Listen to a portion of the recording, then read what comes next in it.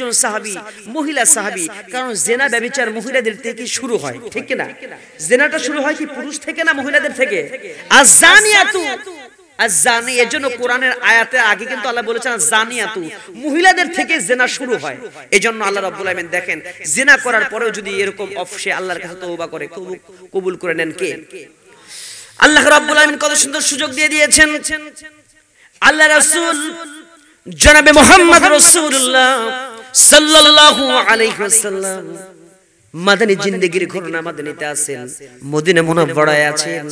একজন মহিলা সাহাবী এসে রাসূলের কাছে বলছেন, ইয়া রাসূলুল্লাহ, কি জিনা করে ফেলেছি আমি, অন্যায় হয়ে গেছে, আপনি আমাকে আমার উপরে জিনার বিধান বাস্তবায়ন করে দিন।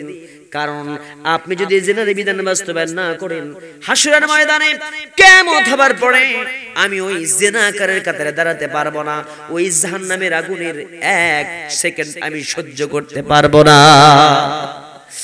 আল্লাহ নবী মুখটা ফিরিয়ে নিলেন, আবার রাসূলের কাছে এসে বলছেন, ইয়া রাসূলুল্লাহ, কি আমি জিনা করেছি, আপনি মুখটা কেন ফিরিয়ে নিলেন? আপনি আমাকে জিনার বিধান আমার উপরে বাস্তবায়ন করেন। আল্লাহ রাসূল আবার মুখটা ফিরিয়ে নিলেন। তিনবার যখন মহিলাটা সাক্ষী দিয়ে দিয়েছে, আল্লাহ রাসূল বলছেন, মহিলা রে, তিনবার তুমি নিজের সাক্ষী নিজে দিয়ে দিয়েছো, আমার তো আর করার কিছু নাই। আল্লাহ শরীয়তের বিধান এখন বাস্তবায়ন করতে হবে, তোমার উপরে জিনার বিধান বাস্তবায়ন হবে। তুমি জিনার বিধান বাস্তবায়ন করতে গেলে আমাকে তো জানতে হবে তুমি এই দুনিয়াতে জিনা করার কারণে তোমার পেটের মধ্যে কি সন্তান চলে এসেছে। ইয়া রাসূলুল্লাহ, কি জিনা করার কারণে আমার পেটের মধ্যে সন্তান এসেছে? রাসূল বলছেন, ও মহিলা রে, ও মহিলা সাহাবী, এই সন্তান তোমার পেটের মধ্যে আছে, আমি যদি এই মুহূর্তে তোমার জিনার বিধান তোমার উপরে বাস্তবায়ন করে দেই, তোমাকে দুনিয়া থেকে বিদায় হতে হবে, তোমার সন্তানটাও মারা যাবে। আমি তো তোমার কারণে সন্তান মারতে পারি না, বাড়িতে চলে যাও। সন্তান যখন ভূমিষ্ঠ হবে, নির্দিষ্ট টাইম যখন অতিবাহিত হয়ে যাবে, আমার কাছে তুমি চলে আসবে সন্তান সহ, আমি ওই সন্তানকে রেখে দিয়া তোমার উপরে জিনার বিধান বাস্তবায়ন করে দেব। আল্লাহ রাসূলের কাছ থেকে চলে গেলেন বিদায় হয়ে। সময় ঘনিয়ে আসলো, সময় যখন ফুরিয়ে গেল, ডেলিভারি রুমে যখন মহিলাটা চলে গেছে, সন্তান প্রসব হয়েছে, সন্তানটাকে হাতের মধ্যে নিয়ে দেরি করে নাই আল্লাহ রাসূলের সামনে এসে, ইয়া রাসূলুল্লাহ, এই যে আমার সন্তানটা, এই সন্তানটাকে নেন, আমার উপরে জিনার বিধান বাস্তবায়ন করে দেন। আল্লাহ নবী বলছেন, মহিলা রে, তোমার উপরে যদি আমি জিনার বিধান বাস্তবায়ন করি, কিন্তু এই সন্তানের খাবার তো তোমার স্তনের মধ্যে রয়ে গেছে, তোমার বুকের মধ্যে আল্লাহ খাবার দিয়েছেন, এই সন্তানটাকে 2 বছর দুধ পান করাও, এরপরে তোমার উপরে দাবি জিনার বিধান বাস্তবায়ন করে দেব। মহিলাটা বলছে, ইয়া রাসূলুল্লাহ, কি আমার উপরে যদি জিনার বিধান বাস্তবায়ন না করেন, আমাকে যদি শাস্তি না দেন, আমার মধ্যে এর মধ্যে যদি মৃত্যু হয়ে যায়, আমি এত হাসরের ময়দানে আল্লাহর কাছে কি জবাব দেব? এই জিনার বিধান বাস্তবায়ন যদি না করেন, কি জবাব দেব আমি? আমি তো জানি আপনি বলে দিয়েছেন, কোন মানুষ যদি জিনা করে, জিনাকারের মধ্যে জিনাকারের কাতারে সেই লোকটা দাঁড়িয়ে যাবে, পুরুষ হোক আর মহিলা হোক। যদি মহিলা মানুষ হয়, তাহলে যেই পুরুষের সঙ্গে জিনা করেছে, ওই পুরুষের গুপ্তাঙ্গ ওই মহিলার মুখটা থাকবে না, ওই মুখের জায়গায় ওই পুরুষের গুপ্তাঙ্গটা দিয়ে দেবে। আল্লাহ জোরে কর নাউযুবিল্লাহ। ইয়া রাসূলুল্লাহ, আমি তো জানি, আর যদি কোনো মহিলা হয়ে যায়, মহিলার মুখের মধ্যে পুরুষের গুপ্তাঙ্গর ছবি দেখা যাবে, আর পুরুষ যদি হয়ে যায়, মহিলাদের সেই জনের ছবিটা তার মুখের সামনে যখন দেখা যাবে, হাসরের ময়দানে প্রত্যেকটা মানুষ দেখতে পাবে এই সমস্ত ব্যক্তিগুলো জিনাকার, এই মহিলাগুলো জিনাকার। প্রত্যেকটা মানুষ ধিক্কার দেবে, আর ওই মহিলার যুবকদেরকে ধরে ধরে জাহান্নামের মধ্যে নিয়ে যাওয়া হবে। জাহান্নামের মধ্যে যাওয়ার পরে আল্লাহ রাব্বুল আলামিন জিনার বিধান কেমনে তাদেরকে শাস্তি দিয়ে দেন। যে মহিলাটা জিনা করেছে, যে যুবক চলে গেছে, জামাই আছে বিদেশে, এই বিদেশ বাংলাদেশের জমিনে অনেক এমন ঘটনা ঘটে, জামাই বিদেশে থাকার কারণে, নিজের বা সেই দেবর থাকার কারণে, দেবরের সাথে অনৈতিক কার্যক্রম যখন হয়ে যায়, দেবরের সাথে যখন খারাপ কাজটা হয়ে যায়, জিনা হয়ে যায়, ব্যভিচার হয়ে যায়, এই সময় কি করা হবে? দেবর যদি হয় ভাবির সঙ্গে এমন খারাপ কাজটা করে, আল্লাহ রাব্বুল আলামিন ওই দিন দেবরটাকে বানিয়ে দিবেন আগুন দিয়ে তৈরি করে। দেবর সেদিন দাঁড়িয়ে যাবে, আর ভাবির চেহারাটা হয়ে যাবে রক্ত মাংস দিয়ে, হাদিস, ভাবির চেহারা হবে রক্ত মাংসের শরীর হয়ে যাবে। আর সেই দিন ভাবিকে বলবে, ও আমার ভাবি রে, কতদিন আমার ভাইটা ছিল 4 বছর 5 বছর বিদেশে, তুমি তো আমাকে কতদিন একাকী ঘরের মধ্যে ডেকে নিয়ে আমার সঙ্গে কত মজা করেছো, আজকে তোমাকে একটু আলিঙ্গন করতে চাই, আমি তোমাকে একটু আদর করতে চাই, তোমাকে আমি জড়িয়ে ধরতে চাই, তোমাকে আমি চুমু দিতে চাই। ভাবি তখন বুঝতে পারবে এই যে আমার দেবরটা আমাকে জড়িয়ে ধরবে, অথবা কোন ছেলে যদি জিনা করে মেয়েটাকে সেই দিন বলবে তুমি কতদিন আমাকে ডেকেছো, কত রাত আমি তোমার সঙ্গে কাটিয়েছি, আজকে তোমাকে একটু জড়িয়ে ধরবো, তোমাকে একটু আদর করব। মহিলাটা বুঝতে পারবে ও তো রক্ত মাংসের মানুষ না, আগুন দিয়ে তৈরি করা হয়েছে, ও যদি আমাকে গিলিয়ে ধরে, আমাকে জড়িয়ে ধরে, আমার সমস্ত শরীরের রক্ত মাংস সব একাকার হয়ে যাবে। মহিলাটা পালাতে থাকবে, যখন এই সময় পিছন দিক থেকে এই যুবকটা দৌড় দেবে আর বলবে কোথায় যাচ্ছ ভাবি, কোথায় যাচ্ছ, আমার প্রেমিক এদিকে আসো, তোমাকে আলিঙ্গন করব, আমাকে রেখে যাও কই। দৌড়ায় দৌড়ায় হাঁপাতে হাঁপাতে মহিলাটা যখন শেষ হয়ে যাবে তার শক্তি, এই যুবক যখন তাকে পেছন দিক থেকে যখন জড়িয়ে ধরবে, সঙ্গে সঙ্গে ওই মহিলাটার হাত পায়ের সমস্ত রক্ত মাংস হাড় হাড্ডি যা আছে আগুনের লেলিহান শিকার কারণে সবকিছু গলে একাকার হয়ে যাবে। এইটা হবে মহিলার শাস্তি। আবার যেই যুবকটা জিনা করেছে সেই যুবকের জিনার শাস্তি হবে এমন, মহিলাকে বানানো হবে আগুন দিয়া আর যুবকটাকে বানানো হবে রক্ত মাংস দিয়া। এই রক্ত মাংসের হাড় শরীরে থাকবে, যুবকটা সেই দিন দাঁড়ায় থাকবে আর মহিলাটা সেই দিন বলবে ও আমার প্রেমিক, ও আমার প্রেমিক, দেখিয়েছি, জড়িয়ে ধরেছি, আমার কাছে আসো। যখন আসতে যাবে না যুবকটা দৌড় দেবে, এই মহিলাটা তখন জড়িয়ে ধরবে, রক্ত মাংস সব তার একাকার হয়ে যাবে। এইটা তো জিনার জিনার শাস্তি। ইয়া রাসূলুল্লাহ, আমি তো জানি আমি হাসরের ময়দানে ওই রকম জিনার শাস্তি পেতে চাই না।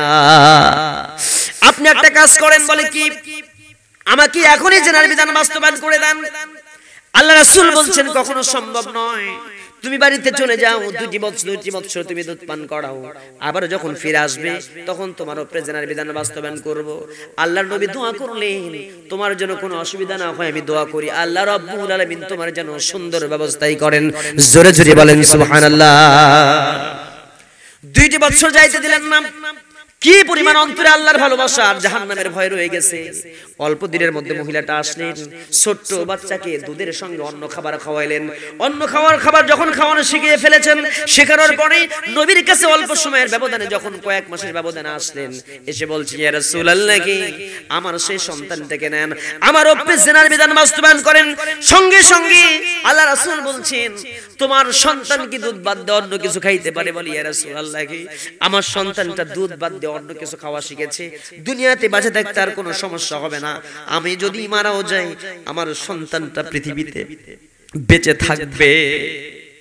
আল্লাহ রাসূল সঙ্গে সঙ্গে বললেন ও আমার সাহাবীরা শোনো, এই যে সন্তানটা, এই সন্তানটাকে কে ধারণ করবে, কে লালন পালন করবে? না, কেউ সামনে আসে না, বলে ওই যারো সন্তানটাকে লালন পালন করব না, ওই যারো সন্তানকে নিতে চায় না।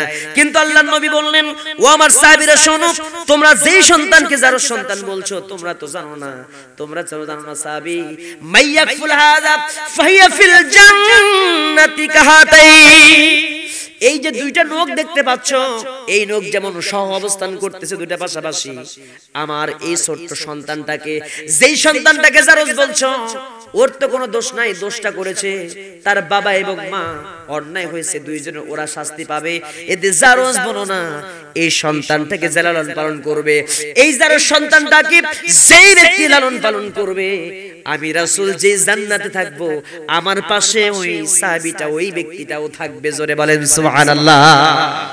কেমন পাশাপাশি?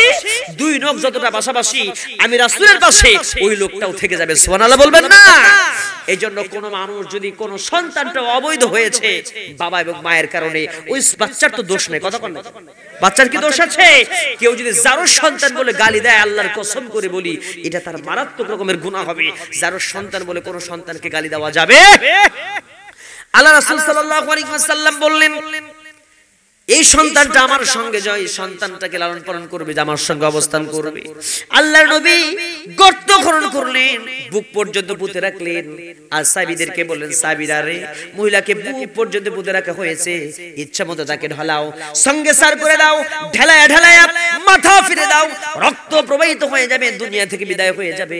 মহিলাকে বারবার যখন ঢালানো শুরু হয়ে গেল, পাথর দিয়ে ঢিল মারা শুরু হয়েছে, ফিনকি দিয়ে রক্ত বার হলো, রক্ত পড়ে যখন একজন সাহাবী হযরত আলী রাদিয়াল্লাহু তাআলা আনহুর শরীরে যখন লেগেছে, হযরত আলী বলছেন, মহিলা রে, তোমার মতো খারাপ মহিলা, জিনাকারিনী মহিলার অপবিত্র রক্ত আমার শরীরে লেগেছে, তুমি অপবিত্র, তোমার রক্তটা অপবিত্র। আল্লাহ রাসূল বলছেন, আলী রে, জিনাকারিনী কইও না, তুমি তো জানো না, জিনাকারিনী কইও না। এই মহিলাটা এমন তওবা করেছে, এই পরিমাণ তওবা করেছে, অন্তরে তার আল্লাহর ভয়টা এমন ভাবে ঢুকে গেছে। ও আলী, তুমি তো জানো না রে, এই মদিনার ৭০ জন গুনাহগারের মধ্যে এই মহিলাটার তওবা যদি ভাগ করে দেওয়া হয়, আল্লাহ রাব্বুল আলামিন ৭০ জনের গুনাহগুলোকে maaf করে তাকে জান্নাতে দিয়ে দেওয়া হবে। সুবহানাল্লাহ বলবেন না?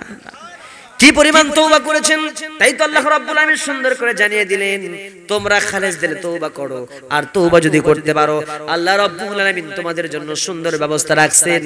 ইয়া আইয়ুহাল্লাযীনা আমানু তুবু ইলাল্লাহি তাওবাতান নাসুহা আসা রাব্বুকুম আন ইউকাফির আনকুম সাইয়্যাতিকুম ওয়া ইউদখিলাকুম জান্নাতিন তাজরি মিন তাহতিহাল আনহার। আল্লাহু আকবার বলেন। ইয়া আইয়ুহাল্লাযিনা আমানু, হে যারা ঈমান এনেছো, আমানু তুবু ইলাল্লাহি তাওবাতান নাসুহা, খালেস দিলে তওবা করো, খালেস দিলে যদি তওবা করো, আল্লাহ রাব্বুল আলামিন তোমার তামাম জিন্দেগীর সমস্ত গুনাহগুলোকে maaf করে দিয়া আল্লাহ তোমাকে এমন একটা জান্নাত দেবে, যেই জান্নাতের নিচ দিয়ে ঝর্ণা ধারা প্রবাহিত হয়। জোরে বলেন সুবহানাল্লাহ। আমার ভাইরা, সেই রকম তওবা করে, খালেস দিলে তওবা করে আমরা কি জান্নাত পেতে চাই? আজকে তওবা করে নেব, আগামী কাল আর কোনো অন্যায় করব না, জিনা ব্যভিচার অন্যায় যা হয়েছে সব ধুয়ে মুছে ফেলে দিয়ে আজকে খালেস দিলে তওবা করে জান্নাতি মানুষ হবার জন্য কে কে রাজি আছেন? তওবা করবে, দোকানে হাত আল্লাহকে দেখায় দেন। লিল্লাহি তাকবীর। আল কোরআনের আলো। আল্লাহ প্রত্যেককে তুমি তওবা করো, প্রত্যেকের তওবা কবুল করো। সবাই বলেন আল্লাহুম্মা আমিন। আরেকটু জোরে করে আল্লাহুম্মা আমিন। আমার ভাইরা, কষ্ট হচ্ছে আপনাদের? একটা বিষয় গেল, মুমিনের, মুমিন হবে এক নাম্বার তওবাকারী। কি হবে? ভাইয়া, ডায়াবেটিস, এই বয়সে তো ডায়াবেটিস হওয়া যাবে না। যে বয়স, এই বয়সে যদি বাচ্চা কাচ্চা চিন্তা করে যে ঢাকা গাবতলি থেকে ধরে নেন ওর শুরু হচ্ছে বুড়ো মানুষ হলে যা হয়, দেখবেন নামাজ পড়তে গেছে, একটু বলি, রাগ করতেছেন না তো? আপনাদের বলে দোয়া করে দেবো, আর যদি বলেন আগান তা আগাবো, আপনারা সিদ্ধান্ত নেন। আমি কি আলোচনা করবো না দোয়া করবো? আলোচনা আর কতক্ষণ শুনবেন? মানে মোটামুটি ধরুন 20 মিনিট আলোচনা করবো। কে কে 20 মিনিট থাকবেন? হাত তোলেন সবাই। সবাই হাত তুলতেছে না তো? কারা কারা হাত তুলতে হবে, তাহলে আলোচনা করবো না। আধা ঘন্টা থাকবেন তো ইনশাআল্লাহ। কারা কারা এবার সবাই হাত তোলেন চাদর বাদ দিয়ে। লিল্লাহি তাকবীর। ধরে কোন আলহামদুলিল্লাহ। রাসূলের হাদিস শুনেন, উলু বনে মুক্ত ছড়ানো যাবে নয় করে, যতক্ষণ আপনার এনার্জি কাজ করবে ততক্ষণই শোনাতে হবে। আপনার এনার্জি কাজ করতেছে না, তাহলে হাদিস শুনে তো কানে ঢুকবেই না, ওটা তো কাজে লাগবে না। তো এজন্য জোর করে নয়, যতটা আপনার কাজে লাগবে। যেহেতু রাত 12টা পার হয়ে গেছে, এটা কমিটির হিসাব নিকেশ, ঠিক আছে? তো এখন আমরা যেহেতু অনেক রাত জাগি না, আজকে একটু রাত জাগবো, একটু বেশিক্ষণ হোক না, একটু আগে গেলে সমস্যাটা কি? অসুবিধা নাই তো? আমরা একটা সাবজেক্ট নিয়েছি যে তওবা একটা বিষয় গেল, এরকম আরো 8টা বিষয় আছে। একটু একটু করে খন্ড খন্ড করে আলোচনা করি। আজকে রাত থেকে শিখবো, আগামীকাল আমল করব, জান্নাতের রাস্তা পাবো। সুবহানাল্লাহ বলবেন না? জোরে বলেন আল্লাহুম্মা। তাহলে এখান থেকে শিক্ষা পেলাম তাফসীরের আয়াত থেকে, তওবা করলে গুনাহ maaf হয়। এমন গুনাহ, কবিরা গুনাহ পর্যন্ত maaf হবে, বিগত জীবনে যা করেছি maaf হবে। খালেস দিলে তওবা করলে গুনাহগুলো আমলের সব হবে, গুনাহগুলো সব হয়ে যাবে। সুবহানাল্লাহ বলুন। গুনাহগুলো কি হবে? কেমন সব চিন্তা করছেন। দাহিয়াতুল কালবি এসে বলছে, ইয়া রাসূলুল্লাহ, আমি এমন একটা গুনাহ করেছি, সেটাকে আল্লাহ মাফ করবে? বলে, কি করেছো? বলে, হুজুর, বলতে আমার বুকটা ফেটে যায়, তবু বলতে হয়। আমার নিজের সন্তান মেয়ে হয়েছিল দেখে নিজে গর্ত খনন করেছি, সে গর্তের মধ্যে বাচ্চাটাকে পাথর দিয়ে মাথায় আঘাত করে মাথা ফাটিয়ে দিয়ে ফিনকি দিয়ে রক্ত বের হয়ে গেছে। সেই সন্তান আমাকে চিৎকার করে ডেকেছে, আব্বু গো, আমাকে শুধু একবার বলো, তুমি আমাকে ছেড়ে দাও, আমি আর কোনোদিন তোমার পরিচয় দেব না, তুমি আমার বাবা ছিল, আমি অন্য জায়গায় চলে যাবো, শুধু জীবনটা ভিক্ষা দাও। আমি তাও দেইনি, তাকে মেরে ফেলেছি। আল্লাহ, ইয়া রাসূলুল্লাহ, আমি যদি আজকে ইসলাম কবুল করি, আমার মেয়েকে জিন্দা দাফন করেছি, ওই গুনাহকে আল্লাহ আমাকে মাফ করবে? রাসূল বললেন, দাহিয়াতুল কালবি, তুমি যদি ইসলাম কবুল করে একবার পড়ো লা ইলাহা ইল্লাল্লাহু মুহাম্মাদুর রাসূলুল্লাহ, এই গুনাহটাও আল্লাহ তোমার মাফ করে দেবে। সুবহানাল্লাহ বলবেন না? এইজন্য মাঝে মাঝে হিন্দুরা দেখবেন স্টেজে এসে যে কালেমা পড়ে মুসলমান হয়, ও সারা জীবনের যত দুর্গা পূজা করছে, নম নম নম যা করছে, ওই দিন থেকে আমার চাইতে অপবিত্র। কথা বোঝেন নাই আমার ভাইয়েরা? এইজন্য আসুন আমরা তওবা করব। এখন এই তওবার কিছু শর্ত আছে, তওবা করলে কিন্তু তওবা কবুল হবে না। এটা যদি না বোঝেন তাহলে কিয়ামত পর্যন্ত তওবা করলেও কাজ হবে। যেমন একটা লোক সুদ খায়, রাগ করবেন সুদের কথা কইলে? এখন যদি উঠে উঠে যান তাহলে বুঝবো যে আপনি শিক্ষা নিতে যাচ্ছেন না, আপনি ওটা ধরে রাখতে যাচ্ছেন, উঠবেন না, খবরদার। একজন লোক সুদ খায়, সুদ আছে না নাই সমাজে? একজন লোক ঘুষ খায়, ঘুষ আছে না নাই? সুদ আর ঘুষ এই খাইছে সারা জীবন, খাওয়ার পরে ব্যাংকে টাকা জমাইছে 3 কোটি। কয় কোটি? ব্যাংকে 3 কোটি টাকা আছে। ওই টাকার প্রফিট প্রত্যেক মাসে ব্যাংক থেকে উঠায়, সুদের টাকা বাংলাদেশ ব্যাংক থেকে গোনে, অথবা সোনালী ব্যাংক থেকে সুদের টাকা নেয়, ওই টাকা দিয়ে সিল্লায় যায়, ওই টাকা দিয়ে হজে যায়, ওই টাকা দিয়ে মাদ্রাসা বানায়, ওই টাকা দিয়ে মসজিদের হুজুরের বেতন দেয়। আছে না নাই? টাকাটা কি হালাল না হারাম? ওই হারাম টাকা দিয়ে যদি কেউ হজ করে, হজটা হালাল না হারাম? ওই হারাম টাকা থেকে যদি দান করে, দানটা হারাম না হালাল? সবই হারাম। ওর যে পোশাকটা আছে, পোশাক হালাল না হারাম? ওই লোকটা যেটা খাবে সেটা হালাল না হারাম? সব যখন হারাম হবে, এই লোকটা যদি কিয়ামত পর্যন্ত তওবা করে, তওবা কবুল হবে। কেন? এই যে যত লোকের কাছ থেকে সুদ খাইছে, সুদের টাকাগুলো ব্যাংকে রাখে, ঘুষের টাকা ব্যাংকে রাখে মাথা ফাটা, আল্লাহ আমাকে মাফ করো গো খোদা, মাফ করো। তার মানে হলো ওই লোকটার অবস্থান কি? বিচার মানে তাল গাছ আমারই। বুঝেন নাই? বিচার মানতে রাজি আছে, কিন্তু ভাইস্তা তাল গাছ আমার ভাগে দাও, তারপরে বিচার মানে। এই লোকের অবস্থা কেমন জানেন? সব টাকা ব্যাংকে থুইয়া ও বলে যে আল্লাহ সুদের টাকা ব্যাংকে থাক, কোনো সমস্যা নাই, তোমার কাছে তওবা করলাম। এই তওবা কবুল হবে? তওবার শর্ত আছে। সারা জীবন যত ঘুষ খাইছে, ওই কার কার কাছ থেকে খাইছে, যদি মুখস্থ নাম থাকে বা লিস্টেড থাকে, প্রত্যেকটা লোকের কাছে টাকা ফেরত দিতে হবে আর বলতে হবে আমার ভুল হয়ে গেছে, মাফ করে দেন, খুদ আপনার কাছ থেকে ঘুষ খাইছিলাম। যে লোকের কাছ থেকে সুদ খাইছে, প্রত্যেকের কাছে ফেরত দিতে হবে, মাফ চাইতে হবে। অথবা লোকগুলো পাওয়া না গেলে বিনা লাভে, বিনা ফজিলতের আশায় আল্লাহ রাস্তায় ফি সাবিলিল্লাহ দান করে দিতে হবে। তারপরে ফকিন্নি হয়েও যদি এসে বলে আল্লাহ এইবার তোমার কাছে সারেন্ডার, যা অন্যায় করছিলাম সব দিয়ে দিছি, মাফ করো, তখন আল্লাহ সাথে সাথে মাফ করে দিবে। সুবহানাল্লাহ বলেন, জোরে বলেন সুবহানাল্লাহ। টেন্ডারবাজি, সাদাবাজি, ঘুষ, জুয়া, ক্যাসিনো, মদ, তুরুক মারার টাকা আর বিপিএল খেলার টাকা, কথা কয় না কেন? আছে না? বিপিএল, আইপিএল, সিপিএল সমস্ত টাকাগুলো ব্যাংকে থুইয়া আর তুমি চিল্লা মারবা, হজ করবা 36 বার, বাপ মা শুদ্ধ হজ করবা, মাদ্রাসা 50টা, মসজিদ 42টা, তোমার বাটাম ফাটাবে। কথা কয় না কেন? ওই লোকের ইবাদত কবুল হবে। এরা আবার সমাজের উপকারী লোক, এরা কিন্তু সমাজে খুব উপকার করে বেড়ায়। বলবো ভাই, বলবো না? রাগ করবেন? সমাজ সেবক নাকি এরা? কি সমাজের সমাজ সেবক? রাগ করতেছেন মনে হয়? রাগ করবে তারা সুদ আর ঘুষ খায় যারা যারা, যা আছে কপালে সব হবে কাল সকালে, রাত্রে মাইক পাশে ভুলেই যাবে। কথা কয় না কেন? আপনি মন খারাপ করলে আমার কি? আমার হক কথা বলা লাগবে না? হাদিস রাসূল বলেছেন, মান রাআ মিনকুম মুনকারান ফালিয়ুগাইয়িরু বিয়াদিহি ফাইন লাম ইস্তাতি ফাবিলিসানিহি ফাইন লাম ইস্তাতি ফাবিকলবিহি ওয়া যালিকা আদাফুল ঈমান। হাদিস শুনবেন? হাদিস আমার কথা না, কার কথা? আল্লাহ রাসূলের কথা, আল্লাহই বলেছেন রাসূলের কথা।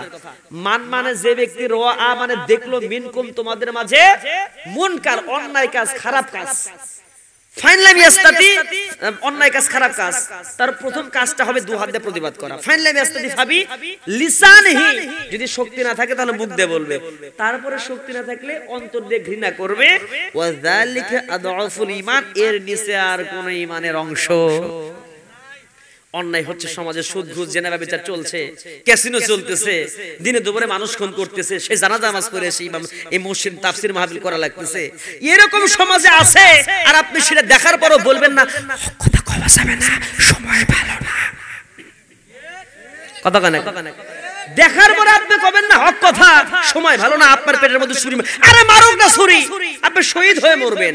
অন্যায় করে কেউ মারলে যত গুনাহ সব ওর ঘরের মধ্যে যাবে, কথা কানে। আপনাকে কেউ মেরে ফেললো অন্যায় ভাবে, ও যত গুনাহ করতে সব গুনার ভার কার উপরে যাবে, যে বেটা ছুরি মারছে, কথা কান।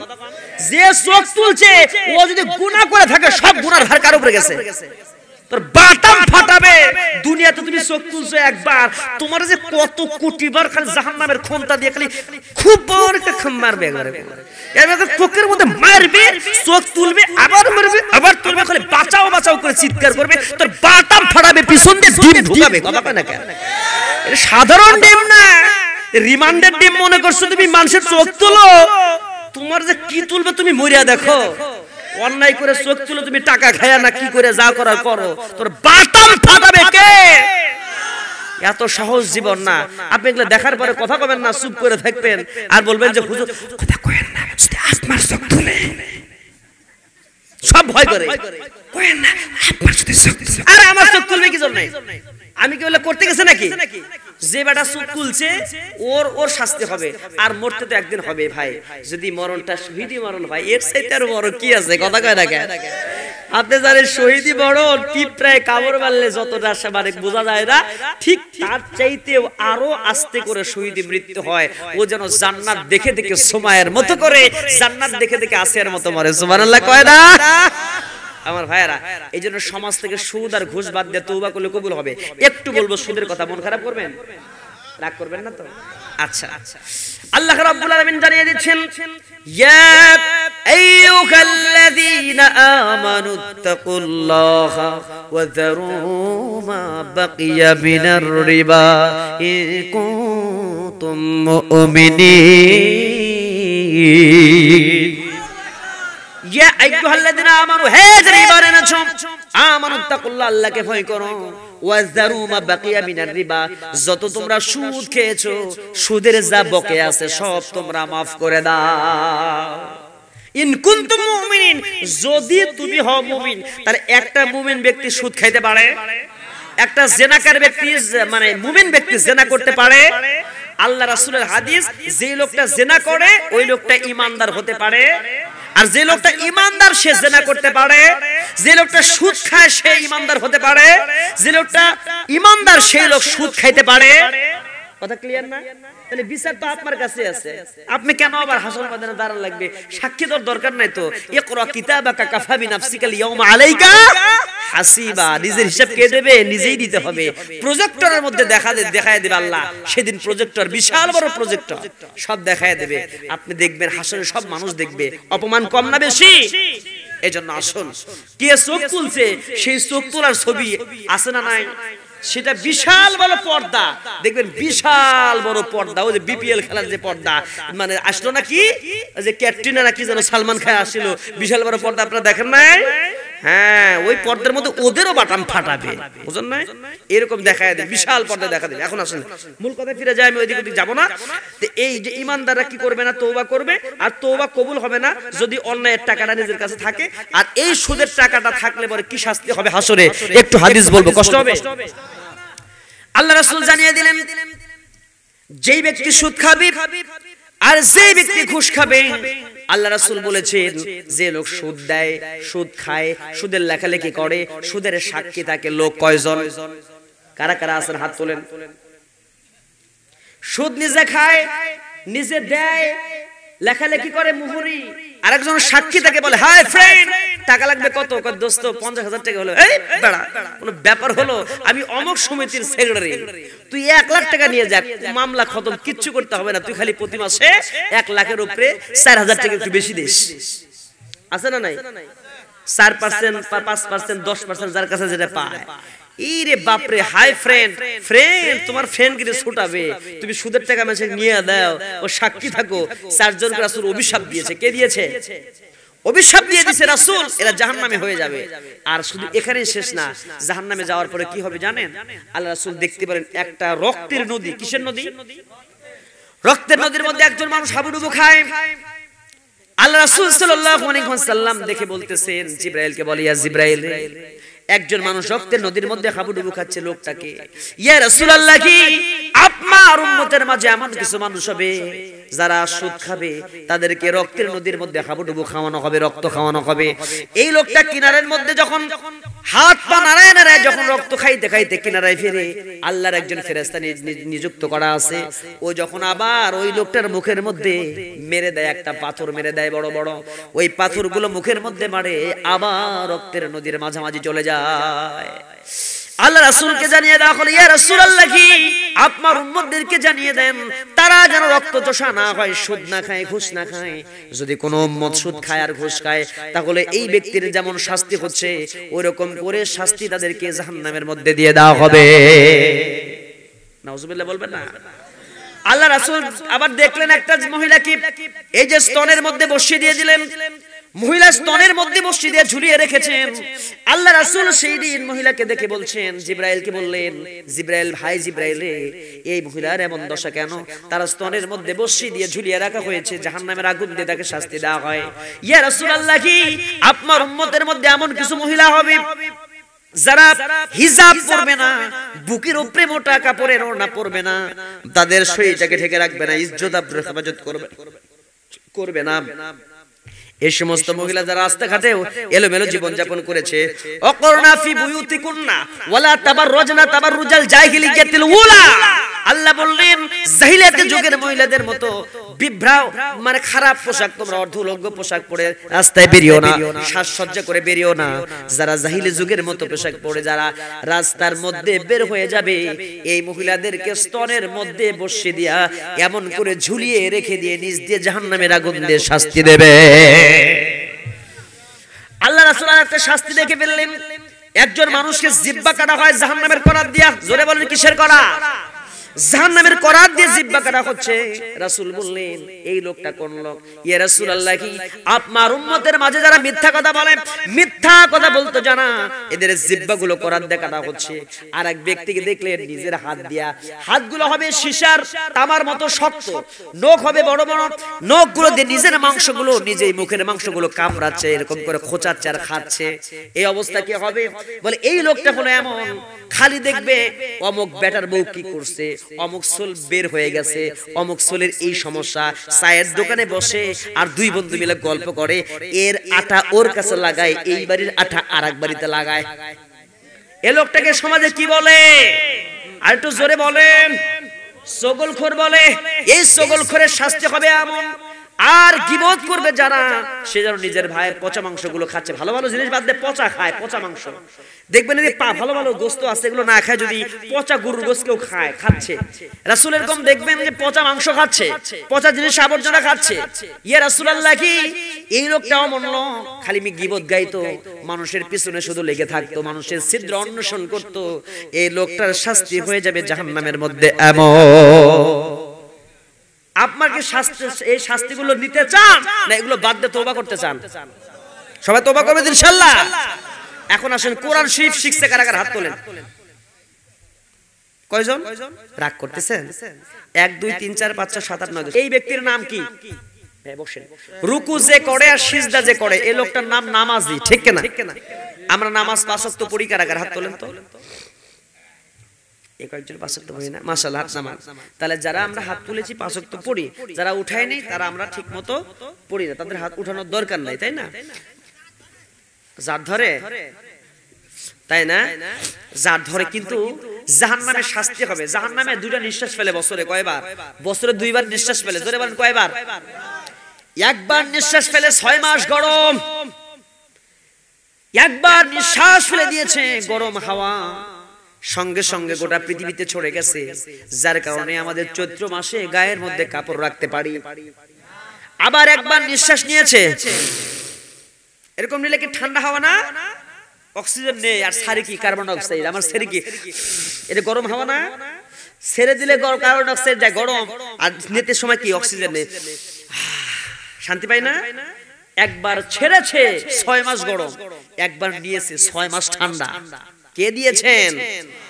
আরে এই ঠান্ডায় সহ্য করা যায় না, এর চাইতে 70 গুণ তীব্র ঠান্ডা যদি আপনার শরীরের মধ্যে ঢুকায় দেয় আল্লাহ, বেটা ফজর নামাজ পড়িস না, এদিকে আয়, যা ওই কি বলা যায়, ওই হিমেল হাওয়ার মধ্যে চলে যা, সহ্য করার ক্ষমতা আছে? কথা বলেন। এই জন্য নামাজ পড়ার দরকার আছে না ভাই? as-salatu মিফতাহুল জান্নাহ। নামাজ কিসের চাবি? জোরে বলেন। জান্নাতের চাবি, ঠিক না? নামাজ কিসের চাবি? আচ্ছা, কিন্তু কেউ কেউ যায় আবার এই চাবি বাদ দিয়ে আরেক চাবির গল্প শোনে, আছে না ভাই? যায় সেটা কি, বিশাল বড় খাজা বাবার দরবারে যায়, এক মহিলাকে টুনটুনে দিয়ে ও আবার গল্প শুরু করে দেয় আরেক চাবি, আছে না নাই? কি জানো? চাবি খুলে দে রে বাবা, চাবি কি জানো? তালা খুলে দে রে বাবা, তালা খুলে দে, রহমতেরই চাবি দিয়া তালা খুলে দে। আর মেয়েটা লাফায়, নাউজুবিল্লাহ কোন, তোর বটম ফাটাবে। নামাজের চাবি বাদ দিয়ে তুই আরেক চাবির গল্প কইস।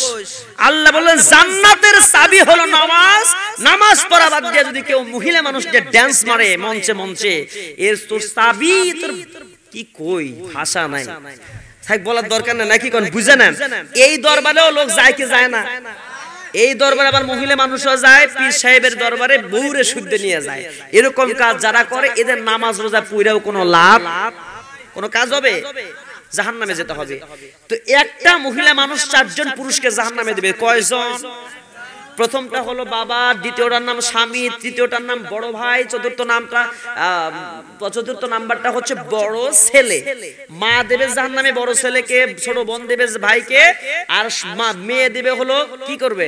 মেয়ে হয়ে বাবাকে, এক স্ত্রী হয়ে স্বামীকে, মা হয়ে সন্তানকে, ছোট বোন হয়ে বড় ভাইকে জাহান্নামে পাঠাবে পর্দা না করানোর কারণে। আপনি মাপ পাবেন। আপনি এরকম করে ঘুমটা মানে কই গেলি গা? আচ্ছা ঘুমটা কি দেখবি সে মানে এমন দরবেশ মানে জাহান্নাম থেকে জান্নাত থেকে পালায় আসছে, এরকম দরবেশ তাসবিহ টিপে সুবহানাল্লাহ আলহামদুলিল্লাহ তাসবিহ টিপে রাস্তায় হাঁটে, মাশাআল্লাহ। এরকম একটা মুরব্বি নানা সাহেব রাস্তা দিয়ে দেখি আগে আগে না পিছনে পিছনে যায়, সামনের দিক দিয়ে যাচ্ছে, দুইটা নাতনি।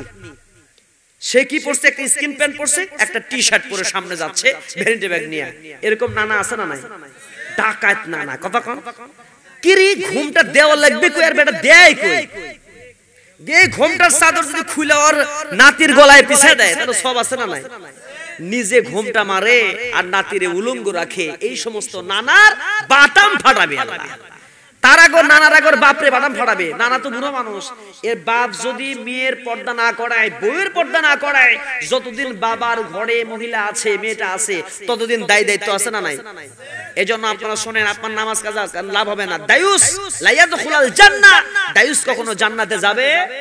যে লোক নিজে নামাজ পড়ে বউরে পড়ে না, নিজে নামাজ পড়ে বউ বেপর্দা, নিজে নামাজ পড়ে সন্তান নামাজ পড়ে না, নিজে নামাজ পড়ে সন্তান বেপর্দা, নিজে নামাজ পড়ে সন্তানরা সন্তান সন্ততি মহিলারা বেপর্দা, এই ব্যক্তির নামাজ আল্লাহর দরবারে কবুল হবে?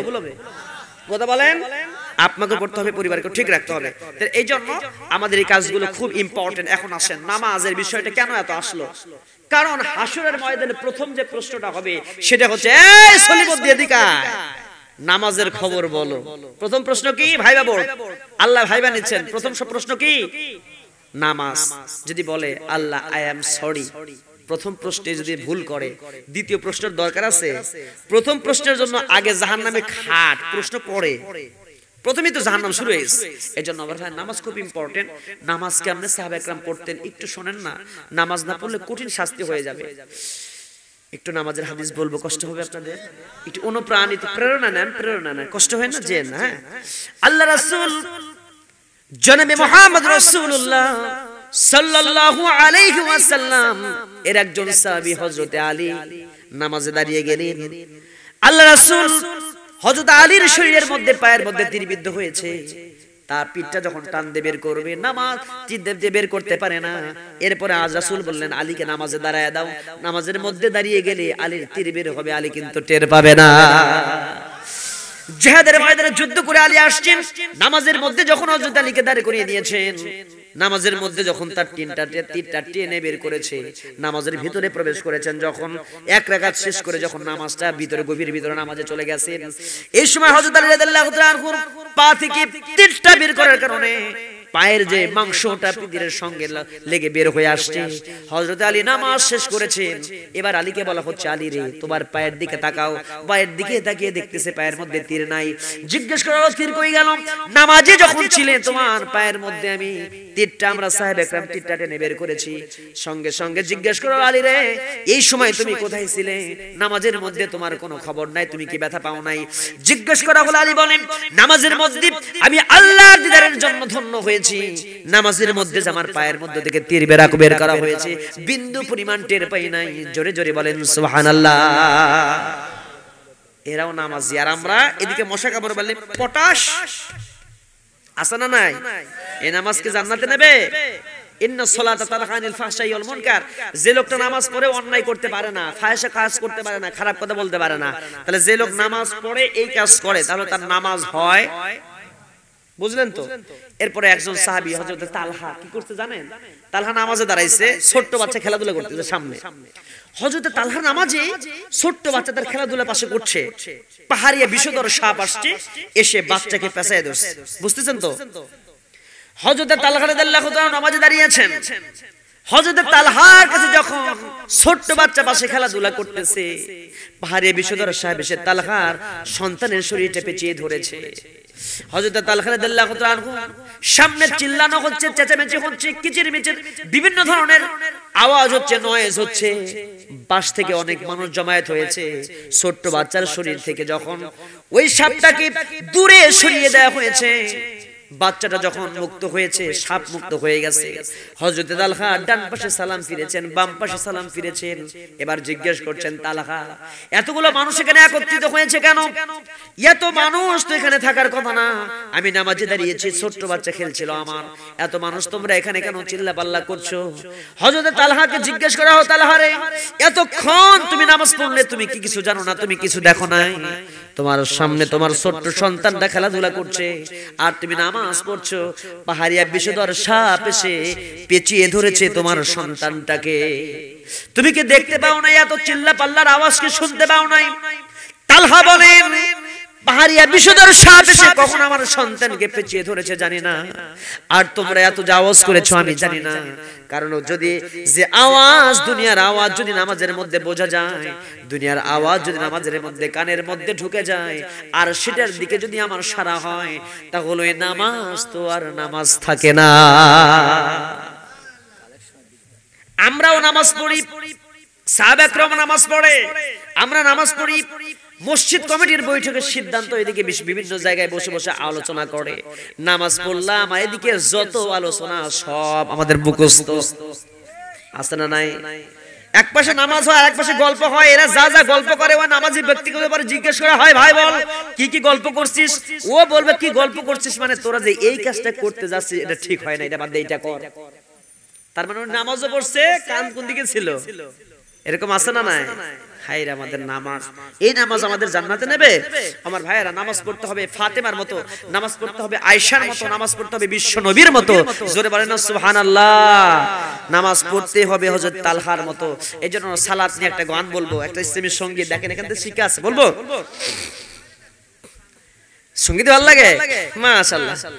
সালাত তোমার বন্ধু পরম শেষ বিচারের দিন, সালাত তোমার জীবন জুড়ে খুশবু প্রতিদিন, যায় নামাজে শান্তি বিলায় চিত্তে সীমাহীন,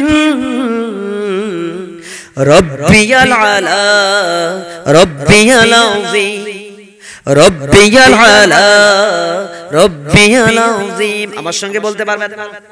বলেন না, মন থেকে বলেন, রব্বিয়াল আলা রব্বিয়াল আযীম, রব্বিয়াল আলা রব্বিয়াল আযীম। মুমিন তুমি সালাত তোমার মস্ত পরিচয়, দুনিয়া তোমার আজকে আছে কালকে হবে না। মুমিন তুমি সালাত তোমার মস্ত পরিচয়, দুনিয়া তোমার আজকে আছে কালকে হবে না। আজকে রুকু সিজদা করো, নিজ পরিচয় আঁকড়ে ধরো। আজকে রুকু সিজদা করো, নিজ পরিচয় আঁকড়ে ধরো, হবে না বিলীন। সালাত তোমার অঙ্গে মাখো, সঙ্গে রাখো, তবেই তো মুমিন। রব্বিয়াল আলা রব্বিয়াল আযীম, রব্বিয়াল আলা রব্বিয়াল আযীম। সালাত কায়েম করো, সালাত কায়েম করো, সালাত কায়েম করো, সালাত কায়েম করো, হবে সম্মানী তুমি, হবে জান্নাতি তুমি, হবে সম্মানী তুমি, হবে জান্নাতি তুমি। দেবে কাল হাসরে শীতল ছায়া আরশে আজিম। রব্বিয়াল আলা, বলেন না, রব্বিয়াল আলা রব্বিয়াল আযীম। সালাত তোমার মনের ঘরে পবিত্রতার সাজ, পড়লে সালাত রয় দূরে রয় মন্দ যত কাজ, ঠিক কি না? সালাত পড়লে অন্যায় কাজ খারাপ কাজ দূরে চলে যায়, ঠিক কি না কথাটা? ইন্না সালাতা তানহা আনিল ফাহশাই ওয়াল মুনকার। সালাত তোমার মনের ঘরে পবিত্রতার সাজ, পড়লে সালাত রয় দূরে রয় মন্দ যত কাজ। পাঁচ প্রহরে সালাত পড়ো, আত্মাকে সমৃদ্ধ করো। পাঁচ প্রহরে সালাত পড়ো, আত্মাকে সমৃদ্ধ করো, যেমন সালেহীন। সালাত তোমার অঙ্গে মাখো, সঙ্গে রাখো, তবেই তো মুমিন। তোমার বন্ধু পরম শেষ বিচারের দিন। সালাত তোমার জীবন জুড়ে খুশবু প্রতিদিন। যায় নামাজে শান্তি বিলায় চিত্তে সীমাহীন। রব্বিয়াল আলা রব্বিয়াল আযীম, রব্বিয়াল আলা রব্বিয়াল আযীম। সালাত ছাড়া জান্নাত হবে না। ঠিক কি না? লিল্লাহি তাকবীর।